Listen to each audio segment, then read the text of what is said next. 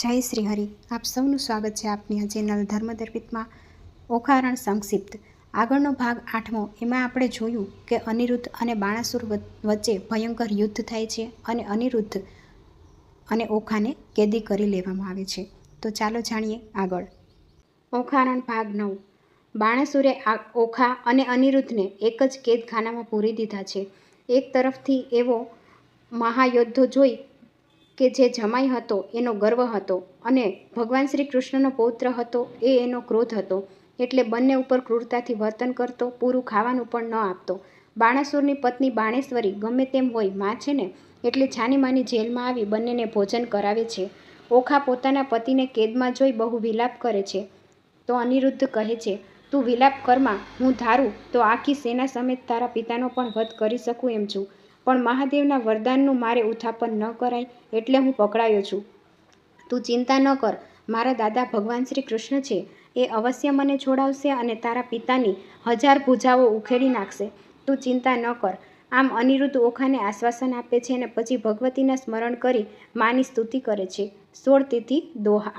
એકમ આદ્યતુ અંબિકા આર્ણવ જળ અપાર, મધુ કૈટંભ સંહારવા પ્રગટી મજદા ધાર. બીજે બહુનામી ઉપન્યા બ્રહ્મા વિષ્ણુ મહેશ, ઇન્દ્ર અગ્નિ સુર ચંદ્રમા અંબા તું અખિલેશ. ત્રીજે ત્રિભુવન તણા કીધા તે નિર્માણ, મા અંબા મહી ઉપરે તારા તેજ પ્રમાણ. ચોથે મહાલક્ષ્મી ભણું તેજ સરજ્યા બ્રહ્માંડ, 33 કરોડ નિપાવ્યા પવન પાણી વિમાંડ. પંચમ હરણાકંસ હણ્યો ઉગાર્યો પ્રહલાદ, નારસંગી બણી અંબિકા સુણી ભગતરો સાદ. છઠ્ઠી તું નારાયણી રોડિયો મહિષ રણમાય, દૈતા હરણી ચંડિકા આદ્ય શક્તિ અંબાઈ. સપ્તમ રૂપ વરાહ લઈ પહોંચી તું પાતાળ, ધરા ઉગારી અંબિકા દૈત્ય હણ્યો દાઢાળ. અષ્ટભુજાળી અંબિકા રોડિયો રણ નિશુંભ, રક્તબીજ રણ રળ્યો રણ સંહાર્યો શુંભ. નવમી નવરાતે રમે દુર્ગા રૂપ અનુપ, નૈવેદ્ય જીમણી ચંડિકા ભબકે ગુગળ ધૂપ. દસમે રાવણ વેધ્યો ગઢ લંકા મોજાર, તું જ કારણ માં અંબિકા રામ ધર્યો અવતાર.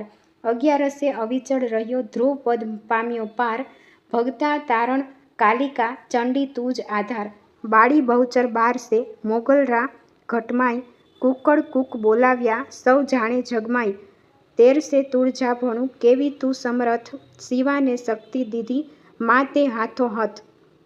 14 બ્રહ્માંડમાં અંબા રાખો ટેક, નવલખ તારા ચંદ્રમાં અણુ અણુ મહી એક. પૂનમ તેજ પ્રકાશ્યા નવખંડ ધરતી માય, અખંડ જ્યોત જળ હળે ગુણપતિ ગુણલા ગાય.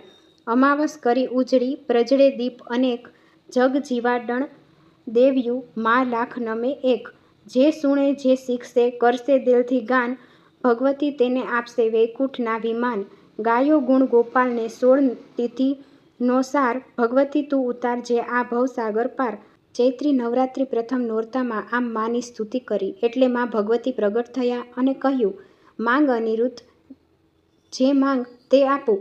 મા, તમે મારા આ સંતાપ મટાડી મારા પરિવારને આ જાણ કરો એટલે એ મને છોડાવશે. તું કહે તો હું છોડાવી દઉં. માએ કીધું, ના મા, એમાં મારું કુળ લાજે, ભગવાન શ્રી કૃષ્ણનો વંશજ છું, યુદ્ધ કરીને જ છૂટવાનું છે. ભલે દીકરા, હું એ વ્યવસ્થા કરાવું છું, કહી મા અંબિકા અદૃશ્ય થયા અને નારદજીને દ્વારકા જવા મોકલ્યા. હવે અહીં દ્વારકામાં ભગવાનને 1 લાખ ઉપર સંતાન, એમાં એકાદ ન દેખાય તો ખબર ન પડે. 6 મહિના થયા હતા પણ અનિરુદ્ધ નથી એ કોઈને ખબર નથી. નારદજી દ્વારકામાં આવ્યા. નારાયણ નારાયણ. પધારો દેવર્ષિ. નારદ, આપના આગમનથી અમારી નગરી પાવન થઈ. ભગવાને આવકાર આપતા નારદજીને આસન આપ્યું અને ફરી પૂછ્યું, દેવર્ષિ, હું આપની શું સેવા કરી શકું? ઘણા સમયથી હતું ભગવાન કે આપના દર્શને આવું, પણ સમય મળતો ન હતો.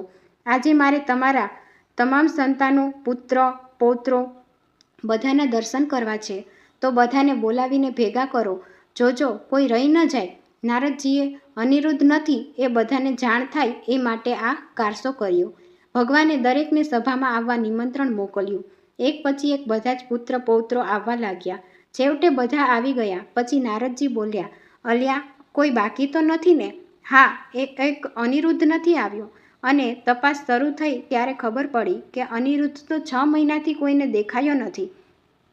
દેવર્ષિ, નક્કી આપ જાણો છો કે અનિરુદ્ધનું શું થયું, એટલે જ તમે આ બધાને ભેગા કરી અનિરુદ્ધ નથી એની મને જાણ થાય, ખરું ને? ભગવાને હસતા હસતા પૂછ્યું. નારદજી મરક્યા અને બોલ્યા, પ્રભુ, આપથી શું અજાણ્યું હોય, છતાં લ્યો કહું છું કે કાયમ કોઈ પુરુષ ગમતી સ્ત્રીનું એની મરજી હોય તો હરણ કરી જાય, પણ આમાં તો દ્વારકામાં ઘૂસીને એક સ્ત્રી પલંગ સોતા અનિરુદ્ધનું હરણ કરી ગઈ છે. તો મિત્રો, હવે આગળનો ભાગ જાણવા માટે ધર્મદર્પિત ચેનલને લાઇક, શેર અને સબસ્ક્રાઈબ કરો. જય શ્રી હરિ.